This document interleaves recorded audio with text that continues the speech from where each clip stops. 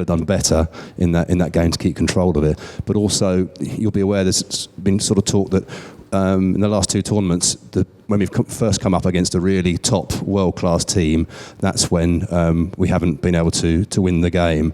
Are you aware of that, and how big a sort of staging point is this game against, as we see, the world champions on Saturday, to show that you can beat the really best teams when it matters? Obviously, after the game, the Euros, the manager was super proud of us. He didn't really take us through what we'd done wrong, because he was happy with what we'd done and how far we'd come. And I think it was obviously the next camp we met up. We didn't obviously go through that game, but we went through how we could become a better team, and how we could punish opponents a lot more. And I think when you look at his results, this World Cup and how well we've done, it feels like we're taking it on board, and that we are learning to become a better team, more attacking team, and very solid defensively. So I forgot what your other question was. Just that the thing that's been said is that when we've come up against a really world-class team in the last two tournaments, that's when we haven't been able to deliver right at the final stage, and that this is a chance to prove that you can do that against the world champions on Saturday. To be honest, I don't really agree with that either. We've played some really good teams in the Euros. Obviously, we played Germany, beat them, and I think Denmark was really good during that time as well. Obviously, we lost out against Italy, but it was penalties, so it could have gone either way. But I believe that we are stronger as a group. We're more knit as a group, and we're a lot better now going forward and defensively. So, I believe that the confidence is running through us, and we are very confident to go out in the next few days and hopefully try and beat France. So that's Jacob. Hi, Kalvin. Hi, Matt. A lot of debate, I guess, in the next couple of days about whether it will be a back four against France or whether to go to a back three.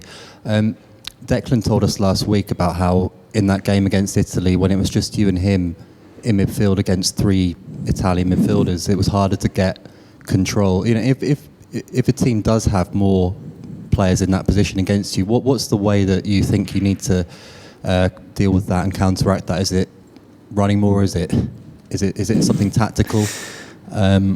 What's your view on it? Now, obviously, the final we did play in the Euros.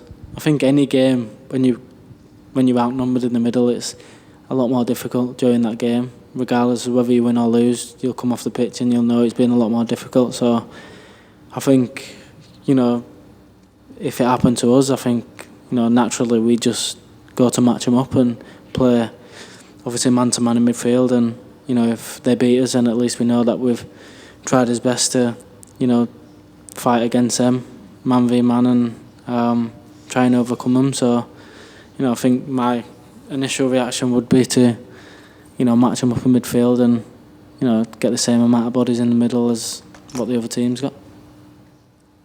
Hi, Kalvin. Neil Squires from The Express. Slightly different tack. Can you just give us a bit more info on the Robbie Williams gig? Any duets, any sing-alongs, or was it just a one-off? And also, can you just tell us where you've got any tattoo plans if England win the World Cup? Any additions on the way? With Robbie Williams, yeah. There was a couple duets, but I'm not going to name names. There's very good duets, to be fair. But yeah, it was just a good night in general. Obviously, we said farewells to Tony as well, who was leaving us after 9 years. So that was, quite emotional as well, because, he's been, obviously for me, he's been one of the guys that I've always gone to when needing help, and he's a massive part of England's setup as well. So yeah, it was quite emotional, but obviously a very nice evening as well. Tattoos, to be honest, I've not really thought about it. I've not really, I don't really want to say too much if we win. I'm going to get a tattoo because I know that I'll probably chicken out. So yeah, I'm not going to say too much right now, but hopefully you'll see more tattoos in the future. And just to clarify, that's Tony Coniford, our head of security, who's referring to, who leaves after the tournament. We'll finish with Tom Roddy. Hi, Kalvin. I just wondered if you could talk in general about what the last few months have been like for you, because obviously you left your boyhood club, got your big move to Manchester City, and then haven't actually. I remember at the beginning you talking about how you couldn't wait to get started, and obviously with the injury haven't been able to play too much. Can you describe what that's been like for you and how you've dealt with it? Obviously it's been very up and down. It's a very emotional decision to leave Leeds United because it's my club that I've always grown up with. It's a club that I've supported and the club that I've loved for so much, such a long time. Still love them now, obviously, but I felt like, for me to become a better player and to be able to work with, the level players that I could work with every single day, it was the right decision to go to Man City. And obviously with the injuries, I've not been able to get started.